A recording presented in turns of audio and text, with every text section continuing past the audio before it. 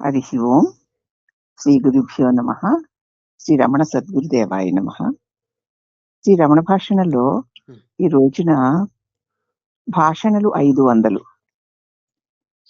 భక్తుడు అడుగుతున్నాడు, ఆలోచనలన్నీ పోయిన తరువాత మనసు నిశ్చలమవుతుంది, తన శూన్యస్థితి ప్రాప్తిస్తుంది. అటువంటప్పుడు ధ్యేయ సాక్షాత్కారానికి యొక్క సాధన స్వరూపం ఎలా ఉండాలి?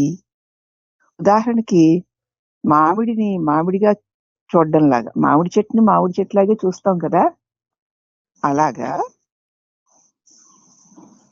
ఆత్మ సాక్షాత్కారం పొందడం అంటే సాధకుడి యొక్క స్వరూపం ఎలా ఉంటుంది అని అడుగుతున్నాడు. ఆలోచనలు పోయిన తర్వాత మనసు నిశ్చలమైపోతుంది కదా. ఒక్క తలంపు లేకపోతే అది మనసే కాదు కదా, నిశ్చలమైపోతుంది. అప్పుడు తన శూన్యస్థితి ప్రాప్తిస్తుంది. అంటే మనస్సు లేకుండా పోవడం అనేది అప్పుడు అనుభవానికి వస్తుంది. ఆలోచనలన్నీ పోతే మనస్సే లేదు అన్న స్థితి ప్రాప్తిస్తుంది. అలాంటి మనస్సే లేనప్పుడు ధ్యేయ సాక్షాత్కారానికి సాధకుని యొక్క సాధన స్వరూపం ఎలా ఉండాలి అని అడిగాడు ఆయన. అప్పుడు భగవాన్ అన్నారు, శూన్యాన్ని చూచేది ఎవరు? శూన్యాన్ని కూడా చూడడానికి ఒకళ్ళు ఉండాలి కదా. పైగా నువ్వు సాక్షాత్కారం అంటున్నావు అంటే ఏమిటి? మామిడిని మామిడిగా చూడడం ప్రత్యక్షం అంటావా? మామిడి చెట్టుని మామిడి చెట్టుగా చూడడం అంటే అది ప్రత్యక్షం అంటావా? వీటన్నిటికీ కరణము, కార్యము, కర్త 3 ఉండాలి కదా. చూసేవాడు, చూడబడేది చూపు. కరణము అంటే కన్ను, కార్యం అంటే చూడడం, కర్త అంటే చూసేవాడు. ఈ 3 ఉంటేనే మామిడి చెట్టుని మామిడి చెట్టు అని చూడొచ్చు, అవునా? కానీ అది సాపేక్షకమే గాని నిరపేక్షకం కాదు కదా. అంటే ఆధారపడి ఉంది ఒక్కడు కర్త మీద, అతడి చూపు, ఆ చూపు మీద కనిపించే వస్తువు అను. అప్పుడు వాటికి అవే లేవు. ఒక విషయాన్ని నువ్వు చూసి తర్వాత అది కనిపించకపోతే, ఒక వస్తువుని చూసావు తర్వాత అది కనిపించలేదు, అప్పుడు అది లేదు అంటావు. ఇంతకు ముందు చూసావు, ఉందని చూసావు, తర్వాత అది కనిపించలేదు, అది లేదు అంటావు. 2 మనోవృత్తులే. ఉంది అని తెలుసుకోవడము మనోవృత్తే, తర్వాత లేదు అని తెలుసుకోవడం కూడా మనోవృత్తే. ఉందన్నా కాదన్నా రెండిటికి ఆధారం ప్రత్యక్షమే కదా. ప్రత్యక్షాలు అనేక రకాలుగా ఉంటాయి. అవి ఏంటంటే ఇంద్రియ ప్రత్యక్షము అంటే ఇంద్రియాలు నేరుగా గుర్తించేవి, ఇంద్రియాల ద్వారా తెలుసుకోగలిగేవి ఇంద్రియ ప్రత్యక్షాలు కదా. ఇంద్రియం శబ్దేంద్రియం డైరెక్ట్ గా శబ్దాన్ని గ్రహిస్తుంది, దృశ్యేంద్రియం డైరెక్ట్ గా దృశ్యాన్ని గ్రహిస్తుంది, రుచేంద్రియం డైరెక్ట్ గా రుచిని గ్రహిస్తుంది. ఇట్లా ఇంద్రియాలు ఇంద్రియ ప్రత్యక్షమైనవి, ఇంద్రియాలు నేరుగా గుర్తిస్తాయి. దీన్ని ఇంద్రియ ప్రత్యక్షాలు అంటారు. ప్రత్యక్షాలే అవి ప్రత్యక్షంగా గుర్తిస్తున్నాయి. ఇక మానసిక ప్రత్యక్షాలు అంటే నేరుగా మనసు గుర్తించేవి. మనసుతో గుర్తించేవి చాలా ఉన్నాయి, డైరెక్ట్ గా గుర్తిస్తాయి అవి.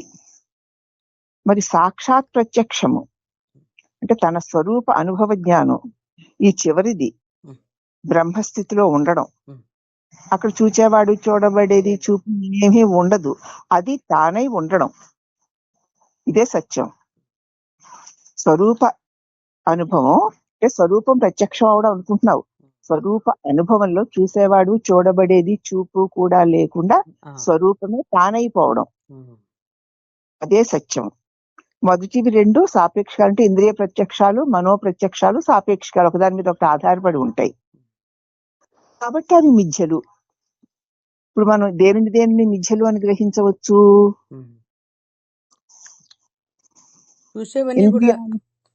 ఇంద్రియ అలా కాదు, డైరెక్ట్ గా చెప్తున్నాను కదా.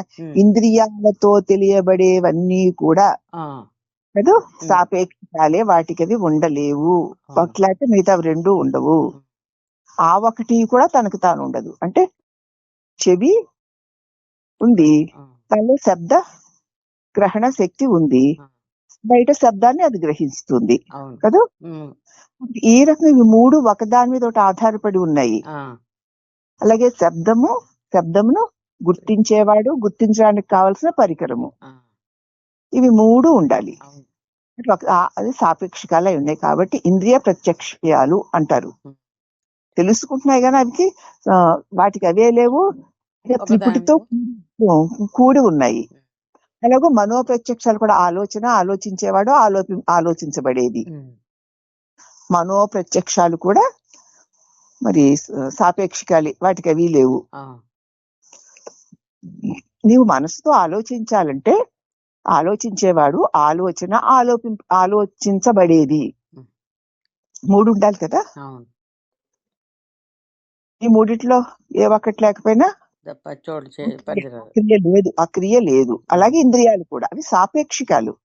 కానీ మరి తన స్వరూప జ్ఞానం, సాక్షాత్ ప్రత్యక్షము అంటే తన స్వరూప జ్ఞాన అనుభవం. ఇది చివరిది బ్రహ్మీ స్థితిలో ఉండడం, అదే సత్యం. అయితే నిన్ను నువ్వు చూసుకోవాలంటే,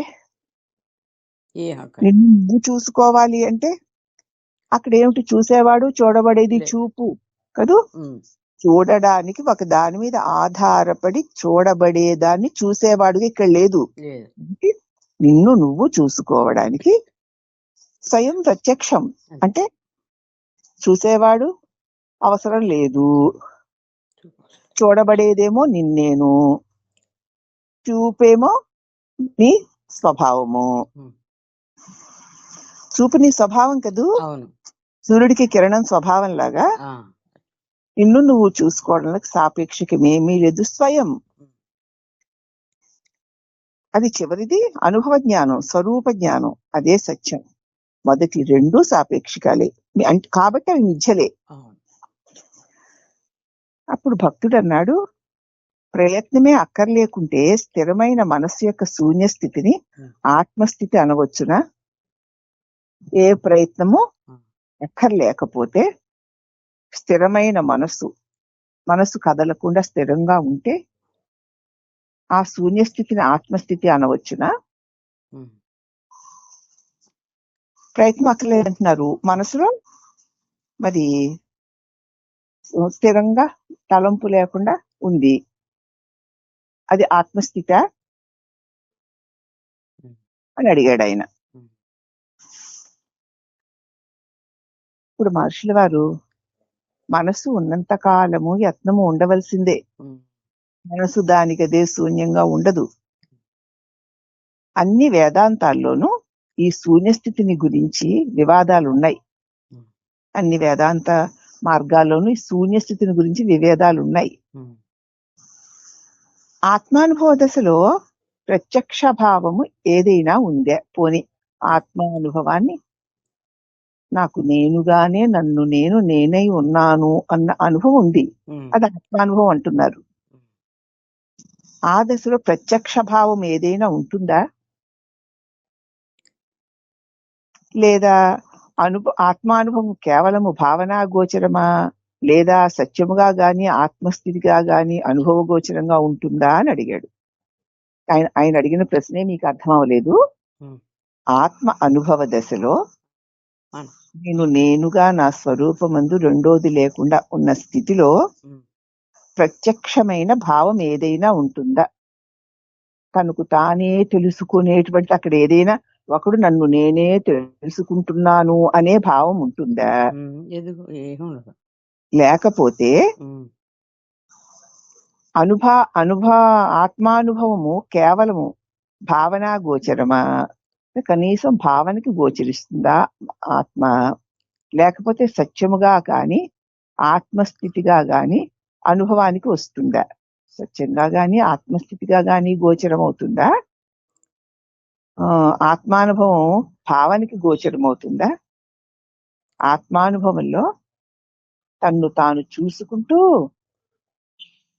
నేను ఉన్నాను అనేటువంటి ఒక భావం ఏదైనా ఉంటుందా అని అడిగాడు. అప్పుడు మహర్షుల వారు, ప్రత్యక్షము పరమస్థితి, వాస్తవమైన సత్తాయే, అది భావన మాత్రం కాదు. ప్రత్యక్షం తన్ను తానే ఉన్న స్థితి పరమస్థితి, అదే అది వాస్తవమైన నిజమైన సత్యం అదే. అది భావనగా కాదు, అక్కడ భావం అక్కర్లా. తన్ను తానెరిగిన అనుభవానికి భావం అక్కర్లేదు. అది వాస్తవమైన సత్తా, అదే పరమస్థితి అన్నారు భగవాన్. అప్పుడు సాధకుడు, భక్తుడు అడుగుతున్నాడు, సాధకుడు సాధ్యము తానేనని అనుకున్నదాకా వానికి ప్రశ్నలు ఉండనే ఉంటాయి కదా. సాధకుడైన నేను ఏమి సాధించాలనుకుంటున్నానో అదే నేను అని స్వయంగా తెలిసేదాకా అతడికి ప్రశ్నలు ఉండనే ఉంటాయి కదా అని అడిగాడు అతను. స్వయంగా అనుభవానికి వచ్చే వరకు మరి ఇది ఎందుకు ఇలా ఉంది, ఇది ఇలా ఉంటుందా, ఇలా ఉండొచ్చా అనేటువంటి ప్రశ్నలు ఉంటాయి కదా అని అడిగాడు. ఇప్పుడు మహర్షి అంటున్నారు, నిజమే, నువ్వు సాధకుడివేమో చూడు. సామాన్యంగా ఆత్మను జ్ఞాత అనుకుంటారు, అది తప్పు. నిద్రలో అంటే అవిద్యలో ఆత్మ లేదా, కాబట్టి ఆత్మ జ్ఞాతకు జ్ఞానానికి కూడా, జ్ఞాత అంటే తెలుసుకునేవాడమ్మా. సామాన్యంగా అందరూ ఆత్మని జ్ఞాత అనుకుంటారు, తెలుసుకునేవాడు అంటే సాక్షి అని అనుకుంటారు, అది తప్పు. అవునంటారేమిటి? ఏమిటి తెలుసు మీకు? తెలుసుకునేవాడు ఎక్కడున్నాడు? ఎక్కడ తెలుసుకునేవాడంటే తన్ను తాను తెలుసుకుంటూ ఉన్నాడు కదా. అక్కడ తెలుసుకునేవాడు జ్ఞాత ఎక్కడ ఉంటాడు? ఇంకేం ఉండడు అసలు అక్కడ. ఏమి ఉండడు అనకండి, అది ఎలా తెలుస్తోంది? ఇప్పుడు ఇదంతా నిద్రపోయిన మాట కాదు, ఇది నిద్రపోయిన మాట కాదు, ఇది అడుగుతున్నారు. అందుచేత సామాన్యంగా ఆత్మను జ్ఞాత అంత సమస్తము నా చేత తెలియబడుతోంది తప్ప అవేవి నేను కాను అనేటువంటి వాడిని జ్ఞాత అంటారు కదూ. అందరూ ఆత్మని ఇలా అన్నిటికీ సాక్షి, అన్ని ఆయన యందు తెలియబడుతూ ఉండాలే తప్ప ఆయన అవేవి కాదు అని అనుకుంటారు అందరూ. అది తప్పు. నిద్రలో అంటే అవిద్యలో ఆత్మ లేదా? ఏమీ లేవు కదా అప్పుడు తెలుసుకోవడానికి. అయినా ఆత్మ లేదా? కాబట్టి ఆత్మ జ్ఞాతకు జ్ఞానానికి కూడా అవుతుంది. తెలుసుకునేవాడు, వాడి తెలివి, ఆ తెలివికి తెలియబడే వాటిలన్నిటికీ అవతల ఉంది. ఈ శంకలన్నీ మనోతలానికి చెందినవే. మనస్సుతో కూడి ఉన్న వారికే ఈ శంకలన్నీ వస్తాయి. ఈ దృష్టితోనే చెప్పినట్లయితే మనస్సు నిర్మలంగా ఉంచుకోమని సలహా. అందుకే మనోతలంలో ఉండి అనేక ప్రశ్నలతో ఉన్నవారు మనసు నిర్మలంగా ఉంచుకో, అనవసరమైనటువంటి ఏ ఆలోచనలు చెయ్యకు, జరిగిపోయిన వాటిని తలంచకు, జరగబోయే వాటిని ఊహించకు, ఇప్పుడు వచ్చే వాటి పట్ల కూడా అహంకారం మమకారాలు లేకుండా నిర్మలంగా ఉంచుకో అని సలహా ఇస్తారు. ముందు మనం ఆ సలహాని పాటిద్దాం అన్నపూర్ణ గారు. వాడు ఉన్నాడా లేడా? వాడు ఉండడు కదా, అవన్నీ అనవసరం. ఇప్పుడు ఈ సలహాన్ని మీరు పాటించగలిగితే తర్వాత సమాధానాలు ఆటోమేటిక్ గా మనకే తెలుస్తాయి, అనుభవంతో తెలుస్తాయి. అందుచేత మనస్సు నిర్మల. అందుకే ఎంతసేపు మనోతలానికి చెందిన వారికే శంకలన్నీ ఉంటాయి. ఆ దృష్టితో చెప్పినట్లయితే మనసు నిర్మలంగా ఉంచుకో అని సలహా ఇస్తారు. అప్పుడు రజస్తమాలను దిగవిడిచిన తర్వాత సాత్విక మనస్సే ఉంటుంది. గతాలను గురించి ఏమాత్రము తలపోయడం లేదు, భవిష్యత్తును గురించి ఊహించడం లేదు, ఇప్పుడు కూడా ఏది వచ్చినా సరే వాటికి లోనైపోవడం లేదు. అప్పుడు రజోతమాలను దిగవిడిస్తాడు, రజోగుణం తమోగుణం పడిపోతాయి. అప్పుడు సాత్విక మనస్సే ఉంటుంది. అప్పుడు నేను అప్పుడున్న నేను, సాత్విక మనసుతో ఉన్న నేను మాత్రమే సద్వస్తువులో లీనమవుతుంది. రజోతమో గుణాలతో, వాటికి సంబంధించిన విషయాలతో కూడి ఉన్నటువంటి మనసు ఎప్పుడూ కూడా తన స్వరూపంలో ఐక్యము కాలేదు. ఎప్పుడు రజోతమో గుణాలను విడుస్తుందో, సత్వగుణంతో ఉంటుందో, అప్పుడున్నటువంటి నేను సద్వస్తువులో లీనమవుతుంది. పునాదల్ కణ్ అంటారు దాన్ని. జ్ఞానచక్షువు ఇతర ఇంద్రియాల్లాగా చూచేందుకై అవయవం కాదు. జ్ఞానచక్షు చూడడానికి కన్ను ఒక అవయవం కదమ్మా. అవును. ఇతర ఇంద్రియాల్లాగా జ్ఞానచక్షువు చూచేందుకు ఒక అవయవం కాదు. చక్షు అంటే జ్ఞానమే. అక్కడ జ్ఞానమే కన్ను. టెలివిజన్ లాంటివి జ్ఞానచక్షు ప్రవృత్తులు కావు. కాబట్టి కర్త ఉన్నంత కాలం విషయాలు ఉంటూనే ఉంటాయి. నేను అన్న కర్త ఉన్నంత కాలము విషయాలు తప్పకుండా ఉంటూనే ఉంటాయి. ఆ జ్ఞానం సాపేక్షికం. ఆ కర్తే సాపేక్షికం కదా, తనకు తానే ఉండలేడు కదా. తనకు తానే ఉండలేని వాడి జ్ఞానం కూడా తనకు తానే ఉండలేనిది. అయితే దానికి అవతలది యథార్థ జ్ఞానం. స్వయంగా తనకు తానే ఉన్నది. అది నిరపేక్షికం, దేని మీద ఆధారపడి లేదు, స్వతంత్రంగా ఉంది. దాని అందే నేను అన్న తలంపుతో కూడిన ఒక వ్యక్తిభావము, ఆ తర్వాత దాని స్వభావానికి అనుగుణమైన విషయ జ్ఞానమును, అవన్నీ ఒకదాని మీద ఒకటి ఆధారపడి ఉంటాయి. కానీ ఇక్కడ దానికి అవ్వతలది యథార్థమైన జ్ఞానం. అది నిరపేక్షకము, స్వతంత్రము అయి ఉన్నది. అక్కడ దేని వల్ల ఆధారపడి లేదు, అది స్వతంత్రంగా తనకు తానే ఉందంతే. ఇంకా కర్త విషయముల రెండింటికి మూలం ఆత్మయే. ఈ కర్తకిను అంటే నేను అనేటువంటి వ్యక్తిత్వానికిను ఈ విషయాలకిను ఈ రెండింటికి మూలం ఆత్మయే. అజ్ఞాన ప్రాబల్యం వల్ల కర్తనే విషయానికి మూలము అనుకుంటూ ఉంటాం. అజ్ఞానం వల్ల నేనే ఇలా చేశాను, నేనే చూశాను, నేనే విన్నాను, నేనే తిన్నాను, నేనే సంపాదించాను, నేనే కష్టపడ్డా అని అజ్ఞాన ప్రాబల్యం వల్ల ఇక్కడ మనము